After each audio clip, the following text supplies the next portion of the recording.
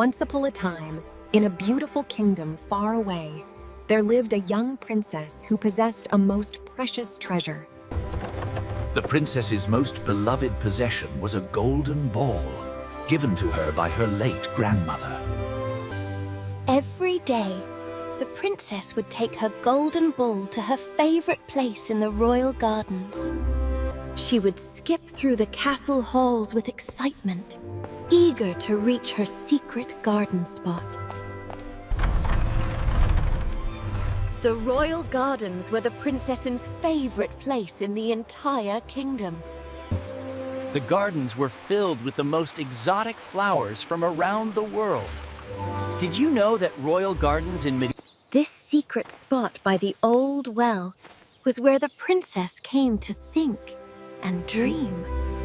The well was said to be enchanted, dug centuries ago by the kingdom's founders. It was so deep that no one had ever seen the bottom. The princess loved to play with her golden ball, tossing it higher and higher into the air. She would watch it sparkle in the sunlight like a tiny sun, bringing her endless joy. But one fateful day, she threw the ball higher than she ever had before. Her hands reached out, but the ball slipped right through her fingers. The golden ball bounced once on the grass and began rolling toward the ancient well. Before the princess could reach it, the ball tipped over the edge and vanished into the depths below. No! Please come back! My golden ball! Oh no, what have I done? That was my most precious possession. The princess wept bitter tears, for her grandmother's gift was lost forever in the dark depths of the well. But then, something extraordinary happened. A voice came from the bottom of the well. The princess stopped crying and listened carefully. Who could possibly be speaking from such depths? At the bottom of the well sat a frog, holding the golden ball. Princess, I can hear you crying up there. Why are you so sad? Oh, dear frog. I dropped my golden ball into the well. It was my grandmother's gift and I loved it so dearly. Perhaps I could help you, beautiful princess. But what will you give me in return if I fetch your precious ball? I will give you anything you wish. My jewels, my dresses, even my golden crown if you desire it. I do not want your jewels or your dresses or your crown, dear princess. I want something much more valuable. The princess waited anxiously to hear what the frog desired as payment.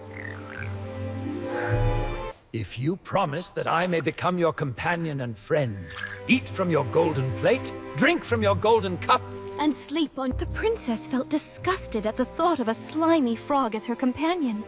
But she wanted her golden ball so desperately. Yes, yes, dear frog. I promise all that you ask.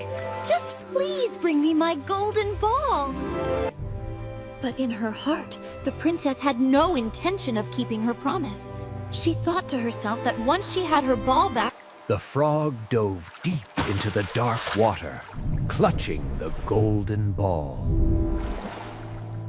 the princess waited and waited, staring into the dark depths. Suddenly, the frog surfaced, carrying the precious golden ball. The brave little frog climbed up the slippery well stones, which was no easy task.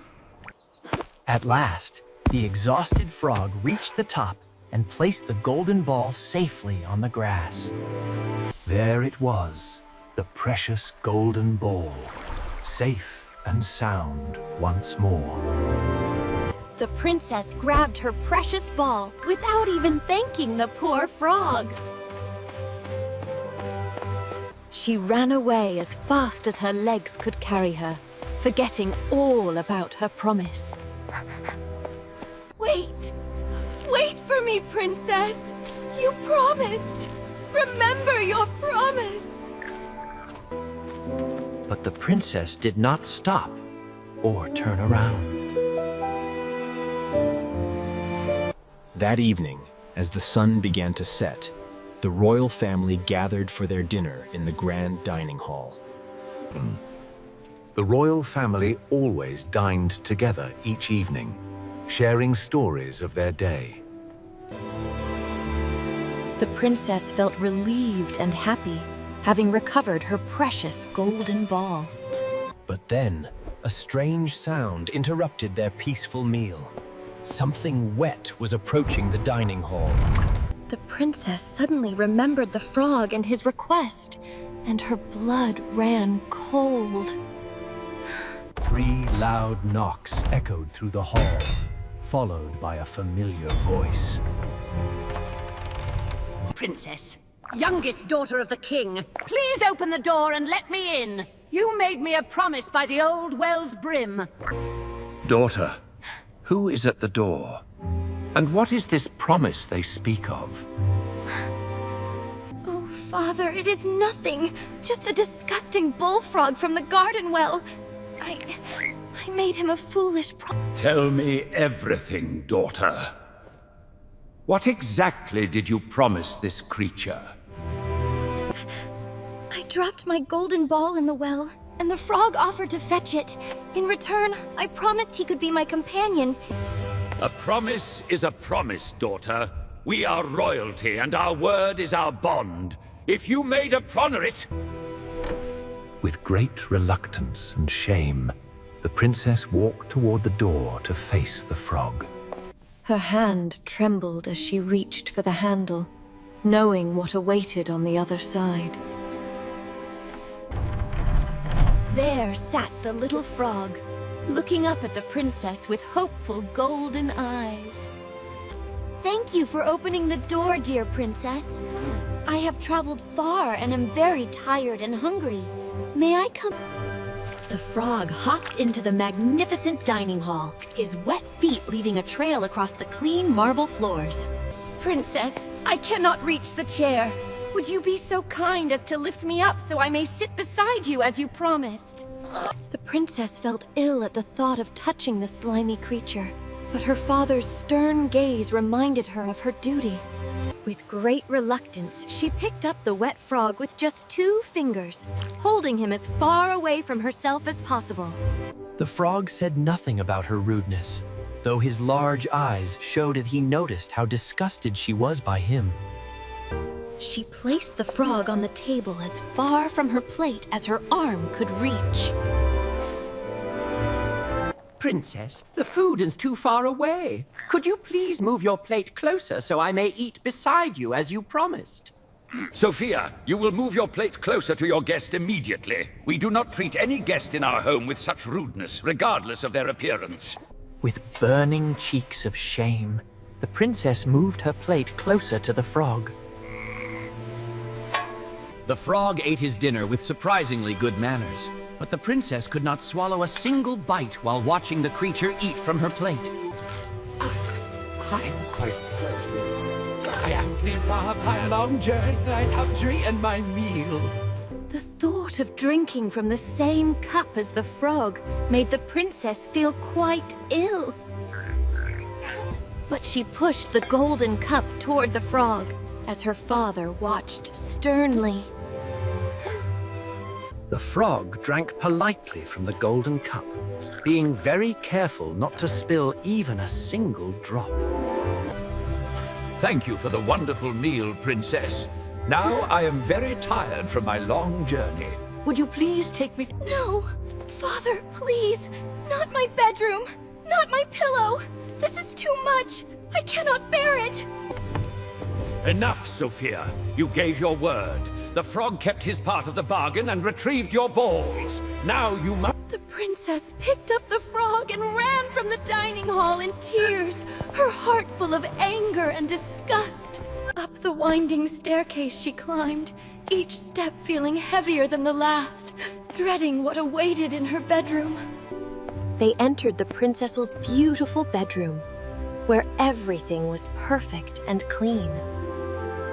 The princess looked at her pristine white pillow and then at the wet, muddy frog, and her disgust reached its peak. I know you find me repulsive, princess, but please remember, you gave your word. A promise is more precious than gold. I cannot stand this anymore! I don't care what I promised! I cannot sleep with a disgusting frog on my pillow! In her rage and disgust, the princess threw the poor frog as hard as she could against the stone wall. The little frog flew through the air, helpless and afraid. He struck the wall and fell to the floor. But instead of a hurt frog, there was a brilliant flash of golden light that filled the entire room. The magical light swirled and danced, and the frog's form began to change.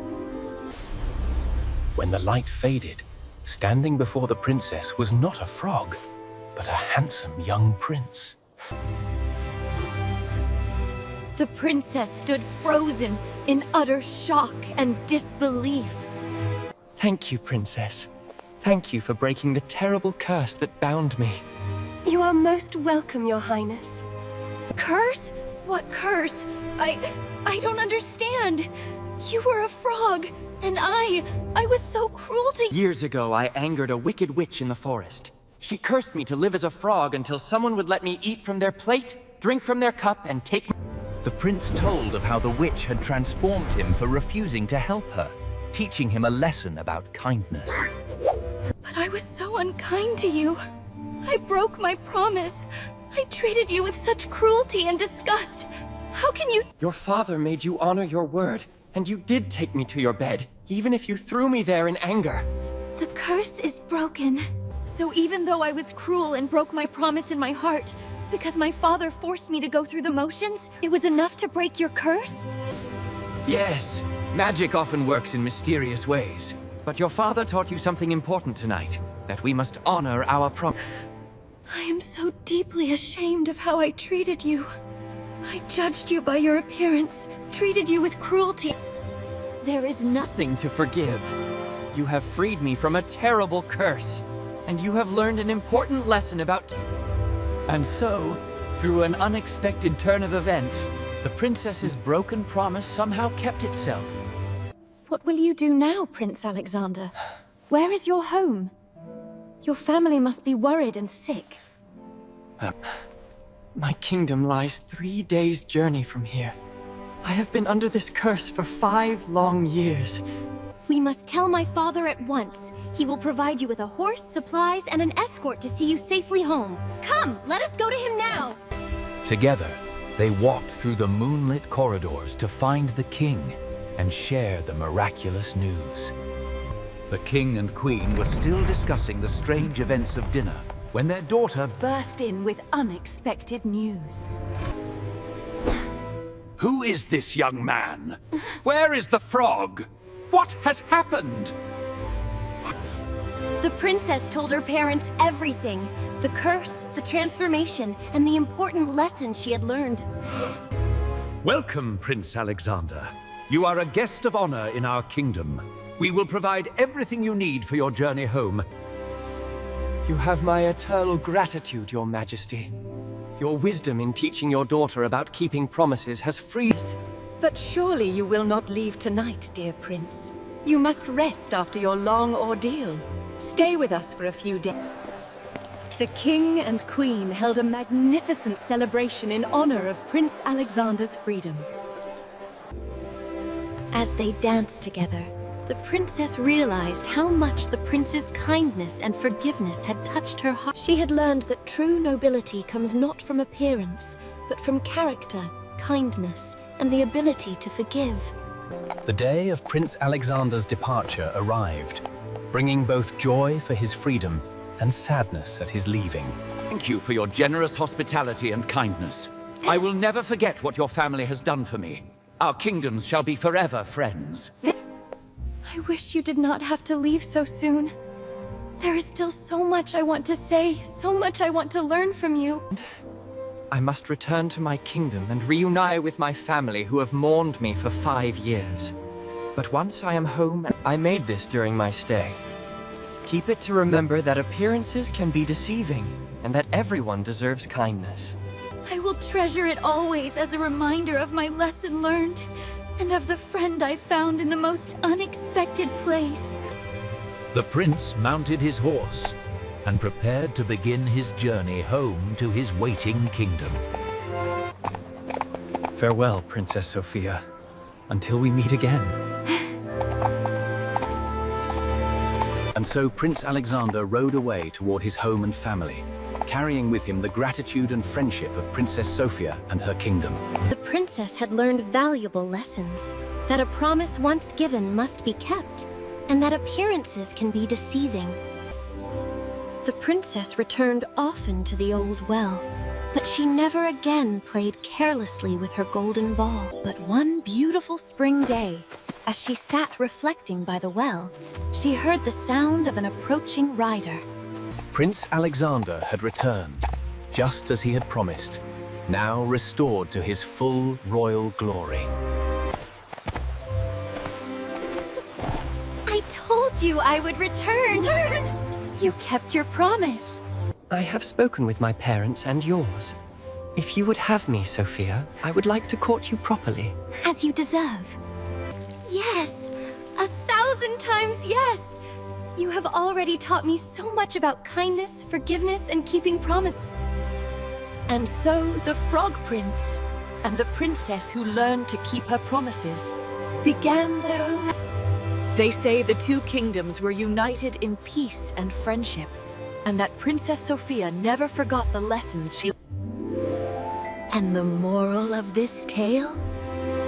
Keep your promises. Treat all creatures... And they all lived happily ever after. The end.